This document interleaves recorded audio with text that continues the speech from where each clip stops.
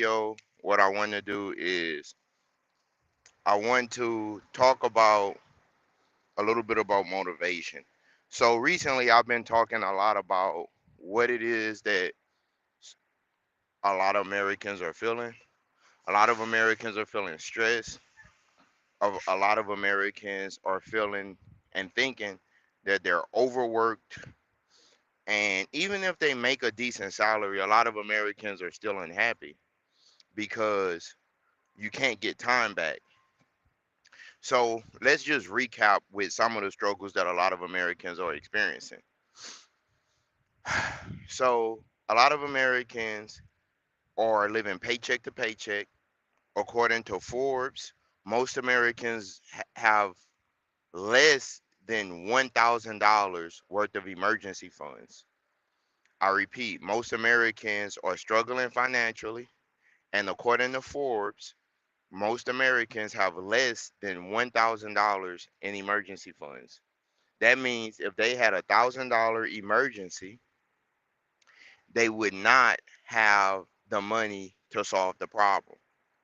Okay. A lot of young Americans are struggling with student loans. In order to get a job, a lot of Americans that are 30, 35, even people that's in their 40s, and even the youngsters that's just leaving college have, around anywhere between $30,000 or more in student loan debt. Now, another big factor is that a lot of Americans cannot afford to live just simply off one job. Most Americans are working more than 40-hour work weeks, and many Americans are working 60, 70, 80-hour weeks. And it's getting to a point now where even if you do make, let's say, $70,000 after taxes, that's like the baseline to just be floating on a level where everything is okay. A lot of young Americans are really struggling. A lot of older Americans are struggling. I want you to go to Walmart and I want you to see some of the greeters. You have people that's in their 60s that's unable to retire. So it's not just young Americans. A lot of older Americans are unable to retire. I repeat, a lot of older Americans, your parents, your grandparents, they're unable to retire. And that's unfair to them. I mean, imagine here I am, 31 years old, and I'm already looking for my exit strategy. And imagine being 65, 70, and you can't just live off your social security. You have to keep working. And so guys, things are really unfair.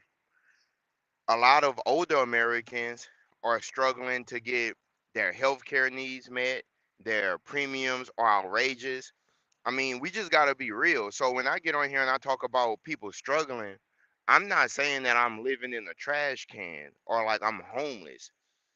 See, you can have food, shelter, clothing, and all of that stuff and still struggle because we're trying to ascend. We're trying to get to a place where not only are our most basic needs met, but we're in a situation where we can become all that we're destined to be. Now, I'm going to ask a question. What is it that you want? What do you want? I repeat, what do you want? See, that's a big factor because if you don't know what you want, then all of these other people are going to tell you what you should want. If you don't know what you want, jobs are going to tell you what you should want. YouTubers like me are going to tell you what you should want. Your boss is going to tell you what you should want. Your mom is going to tell you what you want, what you should want. Your father is going to tell you what you should want because you don't know what you want. And if you don't know what you want, then you're in a bad situation. You have to know what you want, guys. You can't even begin to be all that you should be if you don't know what you want. I know what I want. So that makes it easier for me. But do you know what you want? Now, once you realize what it is you want, understand that you might not be able to get it. Now, that's just me being realistic. I wouldn't be me if I didn't tell you that. But It's not for me to decide if your dream or your goal is too big. That's up to you. So, whatever it is you want, spend the rest of your days trying to go and get it. Now, what do I want? One, I could guarantee you, I don't want to spend the rest of my days working in the capacity where I'm working to just make money. Listen, guys, I've done pretty well, like for myself. Like, I'm able to feed myself. I'm able to travel. I'm able to use my skills to obtain resources. So by most people's standards, I'm doing pretty well. But my personal standard is I want to accumulate enough resources to where I can be all that I can be and I can help others. I don't want to live paycheck to paycheck. I don't want to have student loans. I don't want to owe anybody anything. I want to be in a situation personally where I wake up on the Monday and I take a flight out of the country and I don't and I stay gone for 3 or 4 months. I come back to the United States, I visit with some family, I work on some business ideas, and then I'm traveling again to go handle some more business to learn. That's my ideal life. One of the things I learned by traveling overseas is I learned that the prices are actually made up. And you won't really realize this if you spent your whole life in one area. But all of the prices that we experience are made up. Like, for example, how much you pay for rent, your cars, your expenses is based on what geographic location you're in. So it makes sense to me why people from Latin America want to come to America, to the United States, because they can earn more money and they could have a elevated standard of living. It makes sense to me why people from Western countries and first world countries or so-called first world countries want to go to cheaper countries.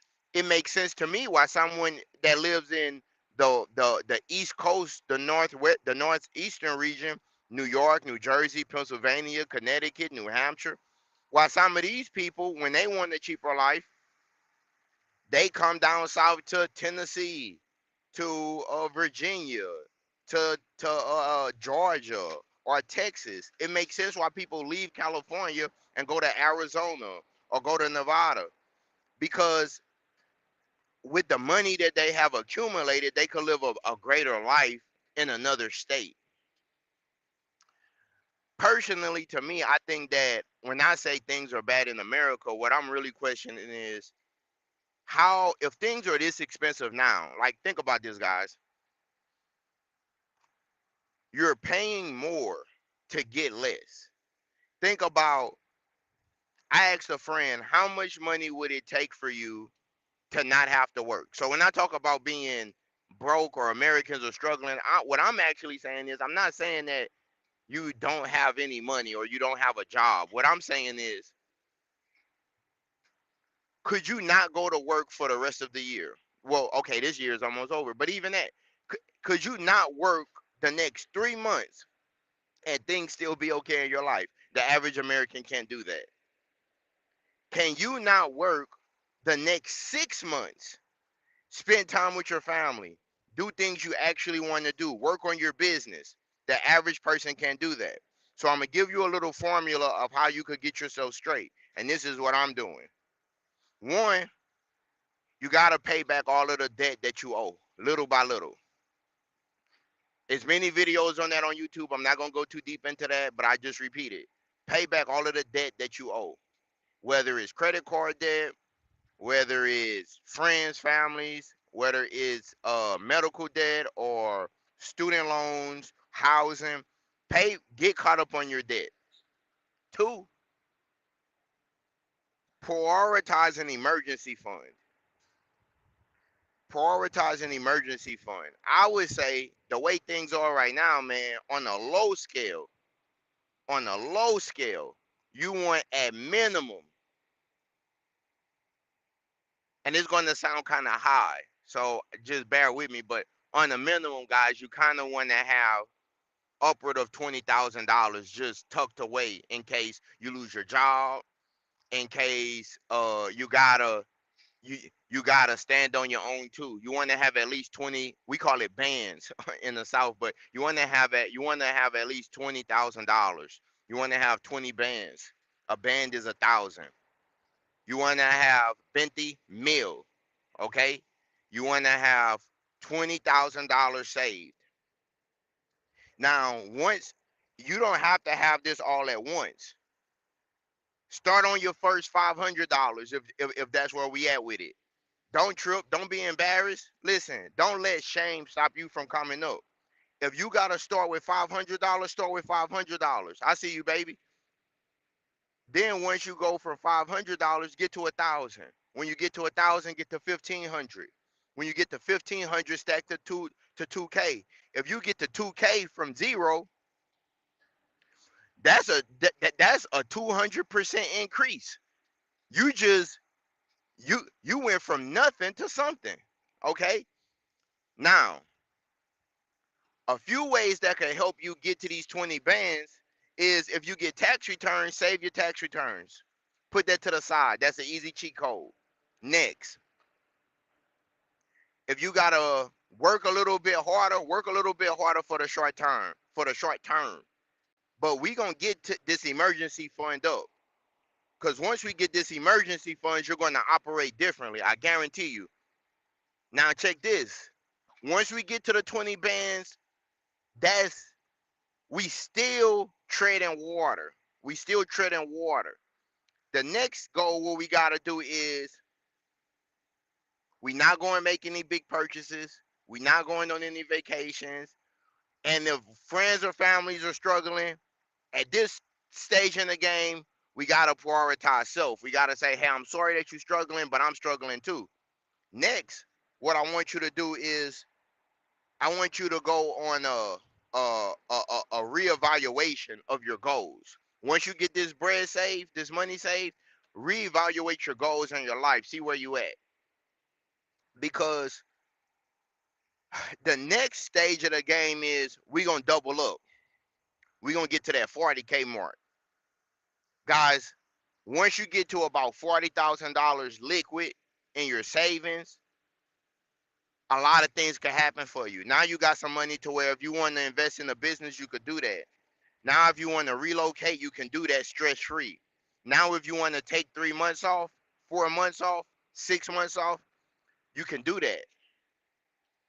But if you got that dog in you, what you got to do is evaluate what you really want and what's stopping you from getting there. Ask yourself, what is it you want? What do you want? The money and the finances are just a shield and a tool to help you get what you want. Like you're a warrior, right? Whether you're a male, female, you're a warrior. So you got your shield, that's to protect you. You need finances to protect you. You don't know if you might have to deal with lawsuits. You don't know if you might have to deal with unexpected emergencies or expenses. So your money is your shield. But when you spending your money, also your money can also become your sword. Why? Because it can open up new doors for you. It can become your key. Money can become a key for you. Now, money is not the end all be all. It's things that money can't buy. Money can't buy loyalty. Money can't buy respect. Money can't buy people being genuine with you. But what money can do, money can get you out of some sticky situations. And most importantly, when you're not stuck on survival mode, when you're not in a situation where you're constantly worried about your next step, your next check, your next bill, your next finances, you can actually begin to make intelligent decisions. If you're not doing well, it's harder for you to make intelligent decisions because you're stressed.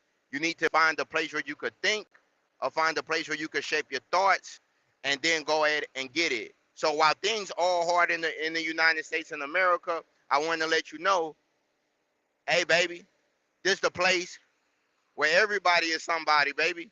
You could get it. I see you on the other side. Thanks for watching my video. Like, share, and subscribe. And tell me, what's stopping you? And what do you really want? What do you really want? and what's stopping you from getting it? Peace.